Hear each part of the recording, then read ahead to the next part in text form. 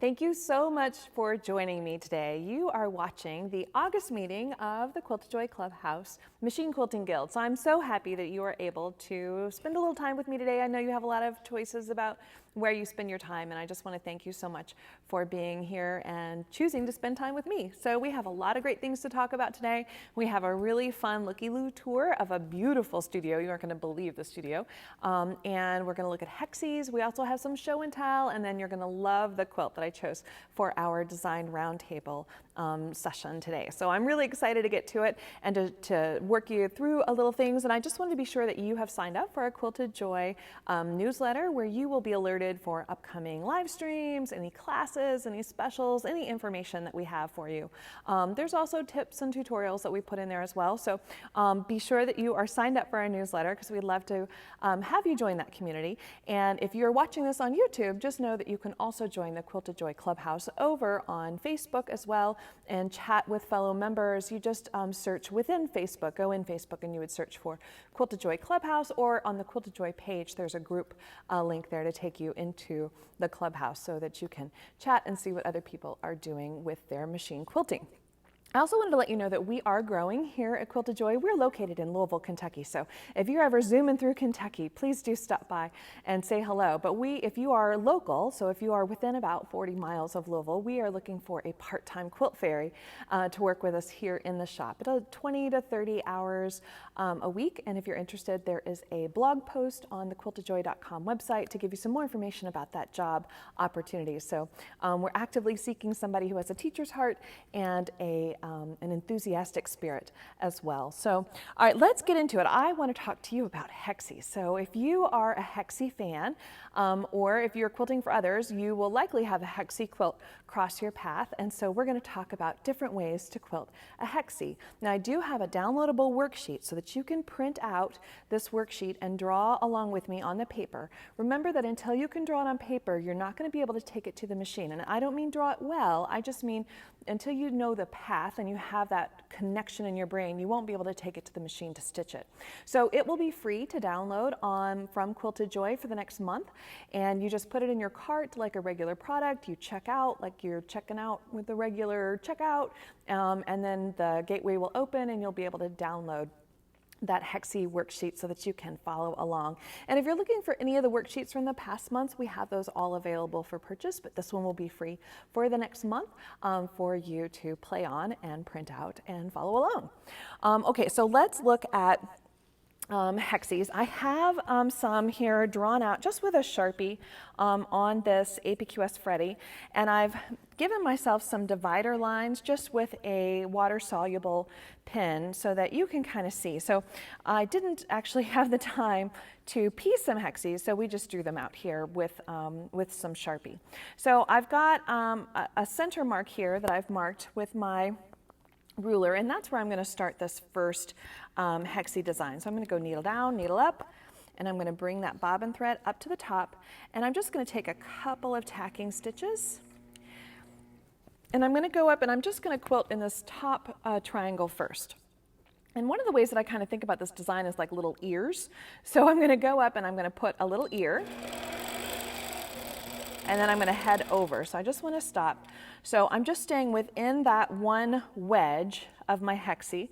And once I get away from the center, that gives me the opportunity to go ahead and cut my thread tails so they aren't in my way.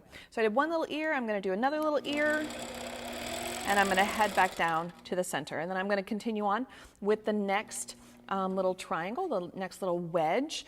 This always reminds me of that Trivial Pursuit game from the 80s where you put the little wedges in for the trivia. So we're gonna go to our next little wedge in our little game piece here. And again, I'm gonna put a little ear and go across, a little ear and go down, and an ear and go across, and an ear and go down.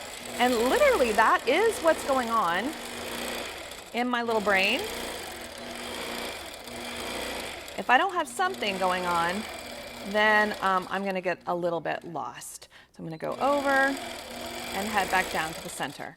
Okay, so I would do some tacking stitches here in the middle, and let's just take a look at that design so that you can see what that Hexie design looks like. I'm going to cut my threads and just bring the camera back so that you can see. So there's my little ears in that hexie. All right, let's go to this hexie here, this next one that I have drawn.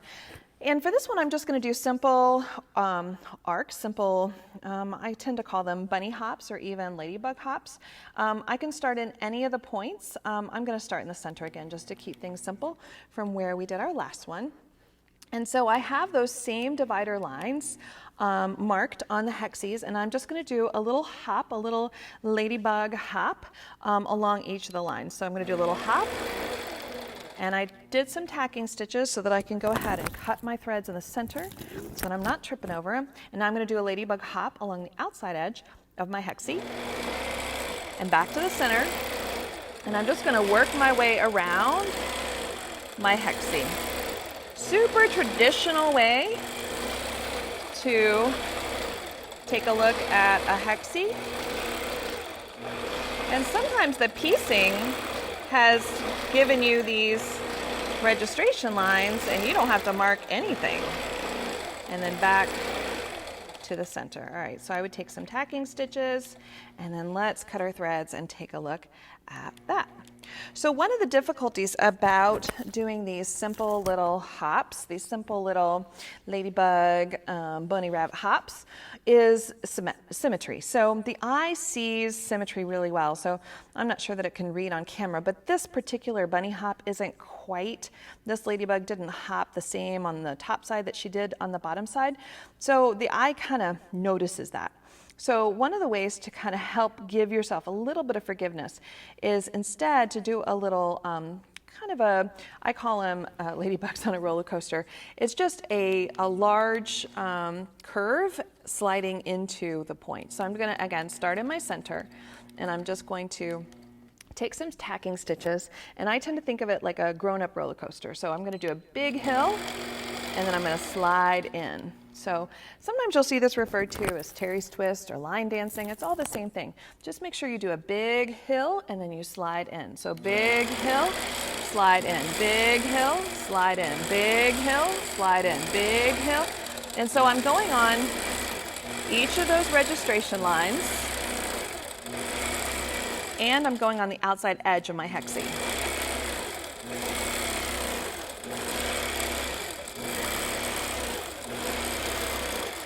Just work my way around. So there we go. And now I'm going to break my threads, and I just want you to see how kind of cool it looks. It kind of does this whole negative, positive thing with the quilting. So let me get those little threads out of the way. So that's what it looks like, and it's super forgiving, so that if my little ladybug who's riding that roller coaster all the way around that hexie isn't exactly the same, I really can't take in those differences because there's just so much going on. Okay, so that's one way. Those are 3 ways to do a hexie. Let's look at one other way here on this larger hexie.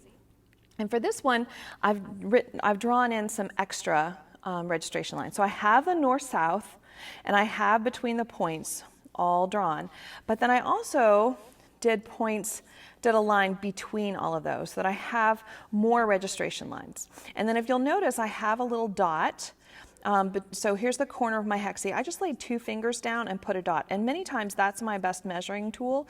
I just use my fingers to give me equal measurements across my quilt because I don't have to figure out where my tool is. It's always at the end of my arm, hopefully. So there's the edge of my hexie. I put my 2 fingers down and put a dot. And I just went to each of the little corners of my hexie, put my 2 fingers down and put a dot, 2 fingers down and put a dot, 2 fingers down and put a dot. And it just gives me a target. So I'm going to be using figure 8s for this. I'm going to bring my thread up from the middle, and I'm going to take a few tacking stitches. And so I'm going to head up this spoke where my little dot is, and I'm going to stay inside the wedge parameters I've given myself, these little registration lines I've given myself. So I'm going to go up, through, around, through, and back down to the center. And now I'm ready for the next little spoke. So I'm going to go up, through, around, through. I'm going to pause right there where the 2 lines cross just so that I can cut those threads that were in the center of my hexie so that I don't trip on them. And then I'm going to head back to the middle. And now I'm going to do my next spoke, which is the east coast here. So I'm going to go up, through, around, through. And now I'm ready for my next spoke, which is that one. And now I'm going to go for the next spoke. And I got one last spoke, which is right here.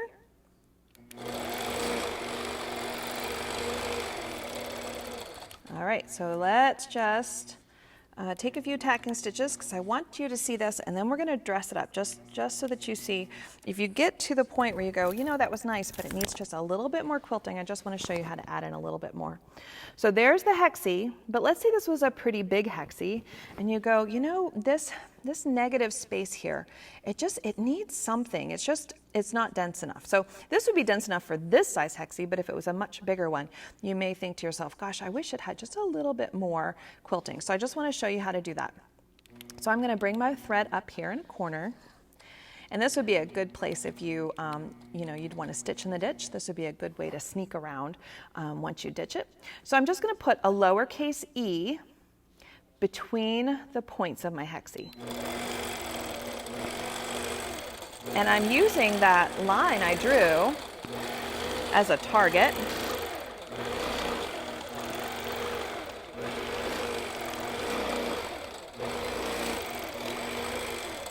Okay, so let's see how that changed it. So that just added a little bit more quilting to it. It kind of added a frame to the hexie. That would be especially nice for larger hexies. So let's take a look. So there is that design, and it frames it out nicely, and it's nice and balanced. If I wanted to kick it up a notch, I could do some little micro stippling inside these little petals that formed by those figure eights that we did. I mean, there's all sorts of things that I could add. Even this one we did before, if I did some micro stippling inside these swoopy bits, it would really kind of define that flower that's kind of floating around inside that larger hexie. Okay, so those are big hexies. Let's take a look at some smaller hexies and get a sense of what we might do in a smaller hexie. So I have some smaller ones here, and let's see, I'm trying to figure out what I want to do first. Let's do one that's a little bit more on the modern side. So I'm just going to bring up my thread here at this point, and I'm actually going to grab a ruler, because what I've done is I've marked a halfway point on this side of my hexie, and I just want to go straight across to that registration line that I did. So now I'm going to head up to the next kind of point of my hexie, and then I'm going to head down to the next registration line. That is the halfway mark, and I'm going to go ahead and cut my tails just so I don't trip on them, and then head back down to where I started. So I've kind of done a diamond inside that hexie, and then I'm just going to do kind of a bunny hop and a bunny hop back. And then I think what I want to do is just fill it with some wishbone things. You could fill it with micro stipples. You could fill it with figure eight designs. You could fill it with loopies, pearls. But I just did a little loopy. All right, so let's go to this next one. And for this next one, I'm just going to sneak rather than cutting my threads. I'm going to just sneak across here. So here we are at the next one. And for this one, I'm going to stick with those little bunny hops. And I'm going to go to the opposite corner with my bunny hop. And then I'm going to go back up. And I'm going to sneak across the ditch to the next corner of my hexie. And now I'm going to do another bunny hop to the opposite corner. And another bunny hop up, and then I'm going to sneak down the ditch to the next point, and now I'm going to go to the opposite corner for my final little bunny hop, hop, hop, and it makes a little star. So I'm just going to take some tacking stitches so that you could see that, and we'll break our threads here. So pretty simple, and I did not use a ruler for that. You know, I'm just using my machine to go and connect little bunny hops point to point to point to point. All right, so let's look at this one. Now this one I want you to notice, hopefully you can see the registration lines on the camera, but what I did is I have my midline drawn through the hexie, and then I have connected these 2 points to the midline. So I created like a diamond space on this side of the hexie. And I'm gonna, so it turned this hexie into a cube. And so I'm gonna enhance that kind of 3D look of my cube. And I'm going to use just matchsticks, refrigerator coils, wiggly worms, all kind of the same idea. So I'm going to go up, and I'm going to just do a rounded top and a rounded bottom. And I'm going to make sure I exit out this top north side of this diamond. And now I'm going to come down this side of my cube. Again, I'm just keeping them close together with rounded tops and rounded bottoms. And I just want to make sure that when I end here at this bottom edge of that section. And I'm going to do the final section. And this one is wrapping this way. So I just need those divider lines marked for me first so that I can turn this whole hexie into a cube. All right, so one last one, and that's this is the last one that's on your sheet to fill. So let's take a look at this one last one. And were we able to see that cube and how it came out? Okay, great. Let me cut my thread so that hopefully that'll also make you see it a little bit better. Okay, so one last one. We're going to just sneak over. So I'm just going to do a little loopy thing here. Okay, here we are at the last hexie, and I'm just going to use my hopping foot as a guide. So your hopping foot, this one is the ruler foot, so it's 1/4 of an inch, the outside edge is 1/4 of an inch away from the needle. So I'm just going to use it as a guide to go up, to kind of mimic away from this point just a touch, and up. Again, I'm kind of mimicking away from that point just a touch, over, down. So I'm not trying to be perfectly perfect. I'm just trying to get kind of in the neighborhood of it, because what I'm going to do is add a couple of little mirror, a little echo, and then it won't show so much the small changes. So then I'm just going to add some little tiny micro stipples inside this negative space that I created. You could do pebbles, you could do just about anything. And what I've done is turned on Quilt Glide. So Quilt Glide is a secondary form of stitch regulation. It's helpful when you're doing little tiny, itty bitty, tiny directional changes. And then we're going to come out. So let me break my thread so that you can see that design as well. So I encourage you to print out that worksheet that I've got for you that you can download, and then try some of these, draw them out, and then the next time that you stitch a hexie quilt, you know, pick one of these designs that you think is going to be fun to do, and then gosh, I would love to see anything that you have worked on that you've put one of these designs on. I'd love to see it. So post it in the clubhouse, because we always like to see what you're working on. It's always fun to see what our members are doing. So I would like to thank our sponsor, APQS. APQS is made in Iowa, and they're 100% handcrafted there. They're loved the world over, and they have a lifetime warranty. If you're interested in an APQS machine, do contact your closest store or your closest dealer, and you can get more information about APQS machines over at apqs.com. So thank you so much, APQS. We really love you. All right, we have a great looky-loo studio tour. You're not going to believe how lovely this studio is. And this is Renee Galloway, and she is in Purvis, Mississippi. Hi, Renee. Good to see you. Hi, how are you? Thank you so much for joining us. I am looking forward to seeing how you have your room organized, because I think we're gonna get a lot of great inspiration, a lot of great tips from you. So I really do appreciate it. Yes, ma'am. You're welcome. So you do not quilt for others, correct? Correct. You're just doing your own thing. And how long have you been quilting, and how long have you been long arm quilting?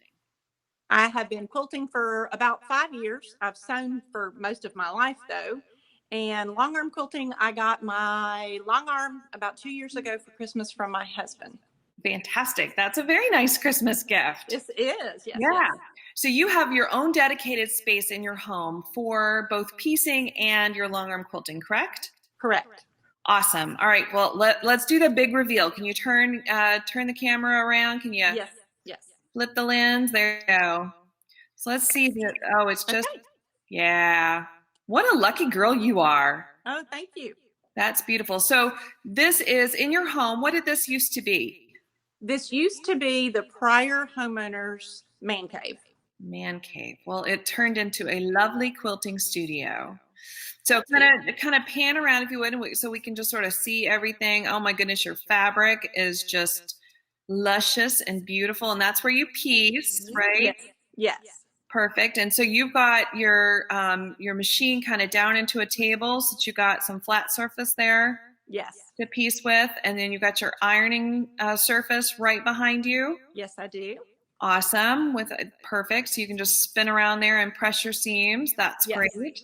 All right. And so keep going. Give us a little tour. Keep going around the room because I want to see that fabric. Oh my word. What do you have them? You've got them so neat. What are they wrapped on? They are wrapped on acid-free comic book cardboard that you can Right. get online for very, very inexpensively. Perfect. And how much? It looks like some of them have quite a bit of yardage on them there. Yes. It could be a small amount of yardage or a large amount of yardage. I usually don't put them on the little cardboard unless they have at least a yard to them. Some of them have 3 to 5 yards on them, depending on what they are. Well, I love that you can see all the colors. And then you got some smaller ones. Those Yeah. are fat quarters? Those are fat quarters or scraps that are large enough for me to cut into workable pieces. So yes. A beautiful featherweight there at the top too. Gorgeous. Yes, thank you. Yeah. All right, so let's see. You've got your long arm machine there, I see. You've got an APQS Freddy, is that right? I do. Fantastic. And is that a 10-foot, 12-foot table? It is a 12-foot. 12-foot. It fits perfectly there inside that Yes, little ma'am. space. I noticed your ceiling has a slope to it. It does. Yeah, but it looks like it fits perfectly there. It does.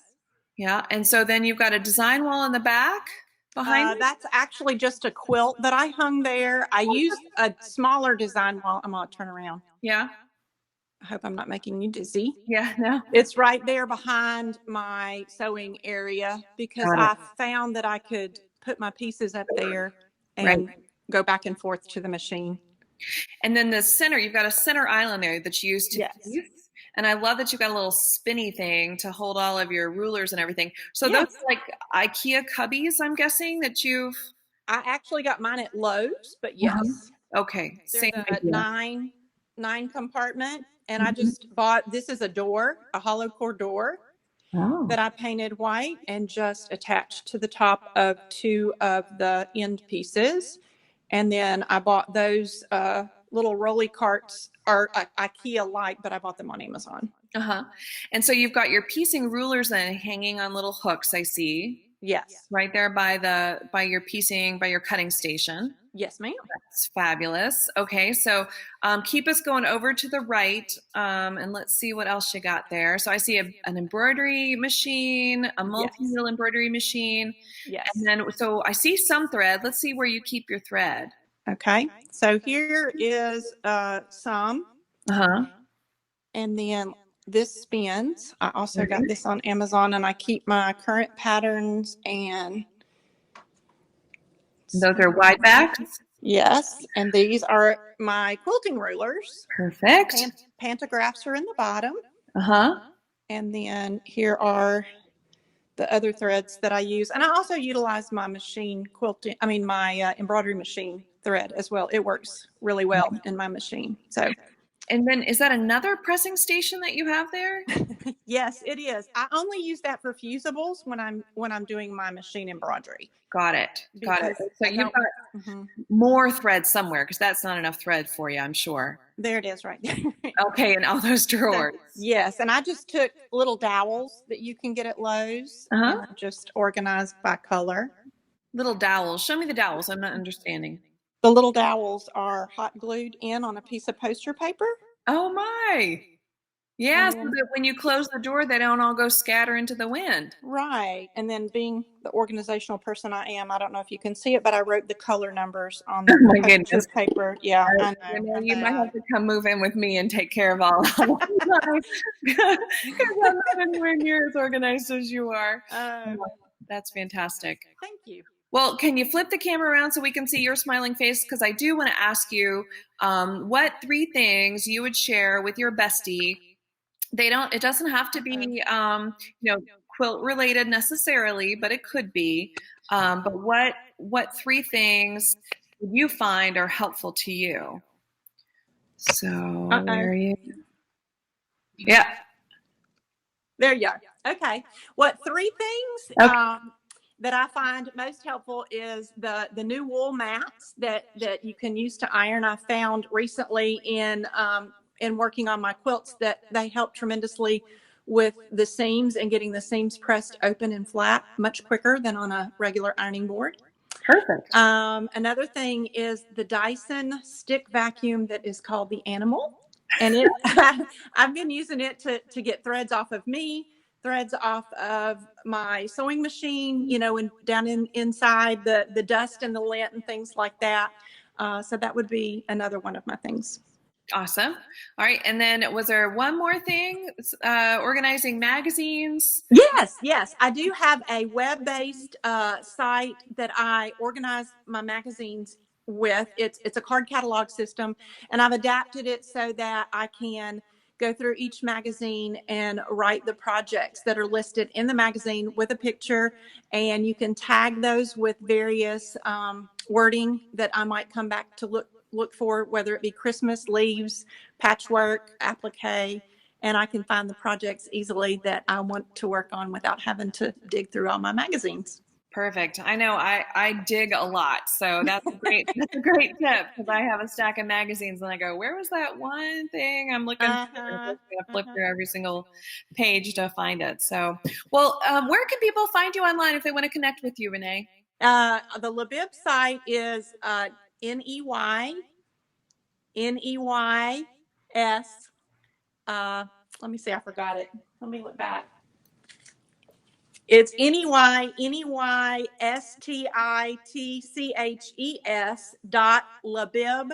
which is LIBIB.com. Perfect. And do you have a blog spot or a blog? What would that be? I do. It is, again, NEYS nest, NEST at blogspot.com. Awesome. Thank you so much, Renee, and I will see you in the clubhouse. I really appreciate your time today. Oh, Thanks so much, Renee. It was so good to talk to you today, and I appreciate all the time that you took. So I would love to know where you guys are from. Renee is from Mississippi. If you, over there in the comments, just type in like what city you're in. It's always fun to see how far reached our little clubhouse meeting goes. So I'd love to kind of hear your comments. And if you have any questions about anything that we've talked about, just type it in there, and I'll do the best I can to answer it. May not get to it for this one. May have to talk about it on the next clubhouse meeting or in the clubhouse. But any questions that you have, just let us know. I do have some favorite things that I've walked into the shop recently that I just wanted to show you. These are some new wide backs. So the first one I want to show you is a berry. It's very traditional, but it's berry vines, and it's the burgundy version of the berry vines. It has little kind of goldenrod dots around the little tiny burgundy dots. Very traditional, very nice, especially for like Civil War quilts, that sort of thing. So that's the burgundy version. Let me show you the navy version. All right, so there's the navy version of that same wide back. So these are all 108-inch width, so 3 yards wide, so that you don't have to put a seam or anything in the back of your larger quilt. So this one has the navy vines with little burgundy little dots on it. And then the last one that I want to show you, and by the way, the link to all of these is in the description below the video if you're looking to link to them and kind of see them closer up. This one has the little cathedral windows or orange peel designs in the fabric. I really think this is great. So it's kind of a butter color with a cream little design on top of it. So that one I think is especially useful. It would be a really nice back. So those are some new wide backs, some of my favorite things for this month. Each month I have a different favorite thing to show you. So those are my 3 for this month. Okay, so each... Oh, yeah, we have a question? No, she just says hi from Montana. Montana. And Suzanne says hi from Hi, Suzanne from Somerset. Hello, Montana. Montana is on my bucket list. I really want to go see that state. Every picture I've seen from Montana, it's beautiful. Over on YouTube, we've got folks from Bloomington. Bloomington, Indiana on YouTube. Yeah, Welcome. And California, Texas, All right. Ohio, Ohio, Texas. Maryland, Fantastic. Shenandoah. Shenandoah, Pennsylvania. It says IX. All right. Well, welcome. I'm so glad that you guys spent your time today to spend a little time with me. Our next segment that we're going to work on is how would I quilt this? So it's like the most common question that I get is I have a quilt top and I don't know what the heck to quilt on it. So each month in the clubhouse, I ask people to submit a photograph of a quilt, and then I show here with you how I kind of thought about it, what my process is to break it down, and how I would quilt it if it were my quilt. So here we go. I picked your quilt, Julie. And I hope that you like what I'm going to do on it. So I'm going to show you on my computer how I would quilt it. So I've got your photograph, Julie, that you put up in the clubhouse here on my computer. And I've just brought it into a paint program. This one was, I'm a Mac girl, so this one is free. I just use Paintbrush. And then I'm using a stylus to draw on your photos so that we can kind of audition ideas. So one of the things that kind of struck me about your quilt, it's absolutely beautiful, is that it's really going to show the quilting nicely. And this kind of tealy aqua hue to your batiks are going to look gorgeous on here.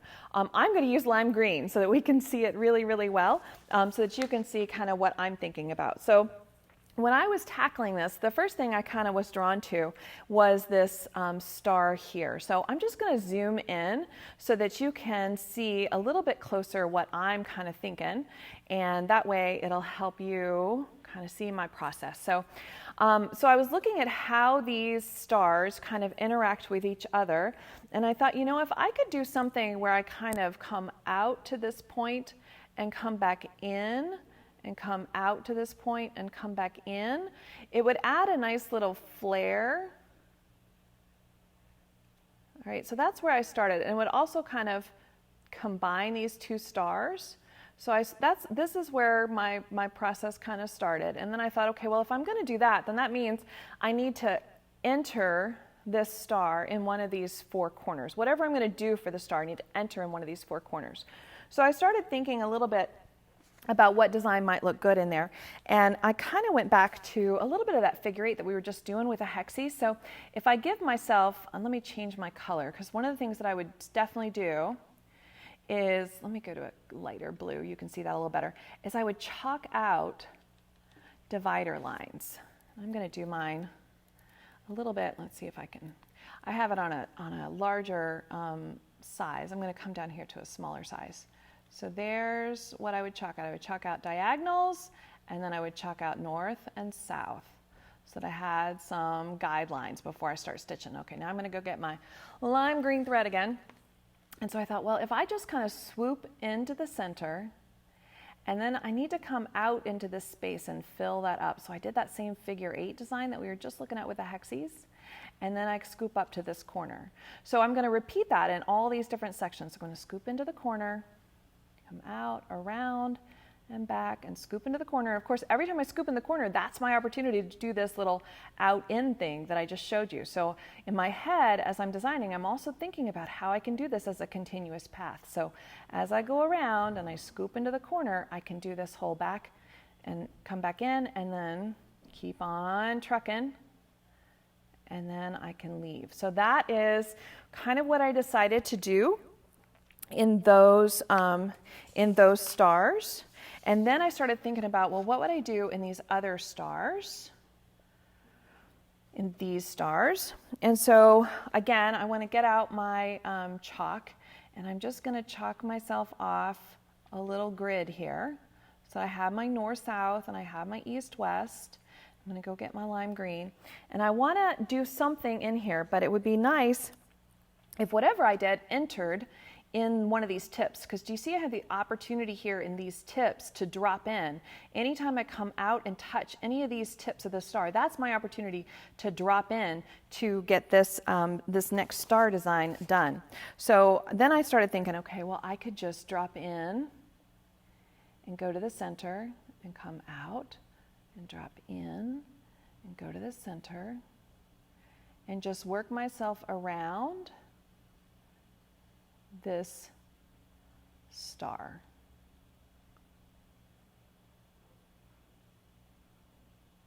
And just anytime I hit that tip, that's my chance to drop in. All right, so let's take a look at, I just want to take a look at, there's what it looks like with all of those stars done. So let's pan around so you can see that. So I've got all of those done. And then here it is with both stars done. So let's zoom in so that you can see a little bit more of that. So that's the two versions, the two approaches that we took to the stars that we just talked about. And then I started thinking, okay, so now I have all of this negative space here. What can I do with this negative space? Because it's lovely space. So I started thinking, well, what if I just did a little bunny hop over to here and a little bunny hop back? And kind of that gave me essentially two sides to this space. And what can I put in those sides? And this seems to be a fairly traditional little quilt. So what I thought about doing was just adding little feathers in here. So I'm just going to fill this up with feathers, whether you do traditional Amish feathers or whether you do something that's got a more modern plume to it. All right, so there's the feather on that side. And let's do the same thing on this side. It sprouts from the center. And so I'm starting to kind of think about path, but I'm mostly at this point still just thinking about what's going to look good on my quilt. I'm going to do this side, and I'm going to keep on going. So that's kind of the design that I took. And then I started thinking about path. And what I really need to do is enter this space from these tips of this star. So if I stitch in the ditch this star, you see now I have the opportunity to enter as I travel around. This is my opportunity to do that little bunny hop. And then I can travel right back on what I've done, start my feathers,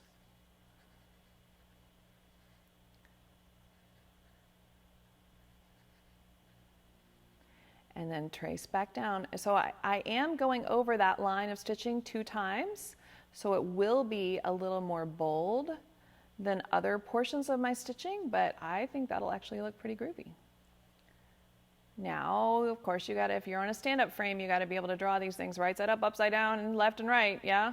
And then I'm gonna travel along here, and then I'm gonna travel along the ditch. And again, anytime I travel in the ditch, anytime I hit these corners, this one, this one, this one, or this one is my chance to drop in and do that. And anytime I'm doing any of these corners and I come out to touch the tip of the next one, this one, that's my chance to drop in and do this star. So I have lots of opportunities to dip in and out of spaces to fill this up. So let's take a look at what that looked like. So there is, isn't that lovely?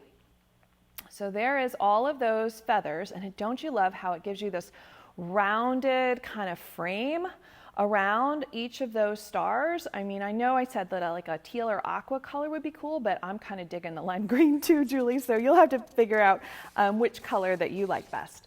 So then I started wrestling with this outside border, and I thought, really what would be interesting is if you just kept this going.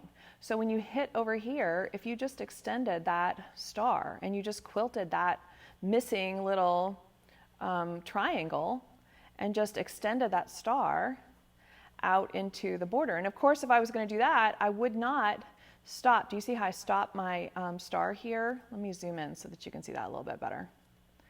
Let me zoom over. So see how when I was drawing it, I stopped it, but truly there was no reason to do so. I could stitch that whole star. If I stitch the triangle of that star into the border, I could also continue my star design I've done every other place out into the border too. Okay, so then I started thinking about these sides here are nothing but the same little reflection of the same feathers that I had going on before. So I would just keep on doing the same thing I was doing before, where I fill in this space with whatever feather design I want. And by the way, while I'm thinking of it, if feathers are hard, don't do feathers, do leaves, because God made leaves in all different shapes and sizes, so leaves are much more forgiving than feathers. All right, so let me just fill this out just so you can see that built. All right, so there's that. Okay, so let's see how that looks all together. Julie? All right, Julie, that's what I came up with for your quilt. I hope that you like it. I would love to see what you come up with. I know that you may not do what I come up with, but I would love to see what you come up with on your quilt, Julie. It was beautiful, and thank you so much for submitting it. And if you would like to submit something for me to look at, I pick one every month. We do a call for entries there in the Quilted Joy Clubhouse on Facebook. So when I do that each month, just put up a photograph, and I'll choose one, and you won't know who it is until you tune into the Clubhouse to see what I selected. So we do have some show and tells from things that have been shared in the Clubhouse over the last month. So let's take a look at some of those. And this one, Tammy put up that she won at the Indiana State Fair 2 second place finishes. Yay, Tammy! Always thrilling to see a nice pretty ribbon hanging on your quilt, isn't it, Tammy? Good job. RML, she posted, this one was a retirement gift, I believe, that had a lot of signatures. You can see the little signatures in the white spaces, and so she was looking at ways to quilt around those and leave those signatures alone. So she used a combination of some meandering and some cross-hatching and some E's and L's. Nice job. Diana posted this one, lovely. Don't you love the color palette? Love this one. And she did an Oliver edge to edge, and it's one of those that people see a quilt like this and they get intimidated and they think that they have to do it as a sampler where every block is different, but Diana did an Oliver edge to edge, and I think it looks wonderful. Great job, Diana. Barbara G, she posted this one, was a patriotic quilt. It has a pantograph that has stars and kind of wiggles on it and gives it some really nice texture. It's a really beautiful quilt. Great job, Barbara. And Albie posted this one. She won at the county fair. So you can see that nice little purple ribbon. It's not little, it's quite large. The purple ribbon hanging on the side of it. And she did a beautiful job quilting it. I always think that it's great to make your quilt so they blend nicely with the purple and the blue ribbons, right? Always a good idea. So great job, Albie. And then I wanted to share this with you. This is what Amy L posted in the Clubhouse. She is putting together her studio in her new home. And she came up with this batting area that her husband built for her, and it's such a great idea. So she's got a roll of batting there underneath that she can pull out, and she can cut on that cutting table, and she's got it in front of her design wall. And don't you love all those that one little bunny rabbit surrounded by foxes? I'm going to tell that bunny to run, bunny, run. But really sweet little area that she can cut her stuff on, as well as get the batting that she needs. So those were just a few of the quilts that were shared in the Clubhouse, and thank you for sharing yours. I always enjoy seeing what you're working on. It's always fun to do that. I do ask that if you have the chance, if you could review us over on Google and Google Reviews. You'll find the link in the description as well to take you there. It helps other people find us, and it helps us kind of grow our reach and help other quilters who want to grow their skills. So I would love it if you would review us. I do read each one individually and personally, and I do appreciate the time that you take to support my little business and to support everything that we're doing for you here. It only helps us help you more. Next month on Wednesday, September 4th at 1 o'clock, we are going to chat with Pam Schartzer here about what quilt judges are looking for. So we have a lot of county fairs and state fairs going on that people are entering. So she's going to kind of help us think about how we can best present our quilt so that if it is winner ribbon worthy, how we can make sure that we get a ribbon there for our quilt. So do join us, and I would love it if you would join us on Facebook and Instagram. You'll find us in our social media areas sharing a lot of things about our quilt life as well as personal life. So join us on Instagram, Facebook, and YouTube. We do have Pinterest and other social media spots that you'll find links to at the top right corner of our website. So thank you so much for joining us today, and I will see you next month on September the 4th at 1 o'clock. Thanks so much. Bye.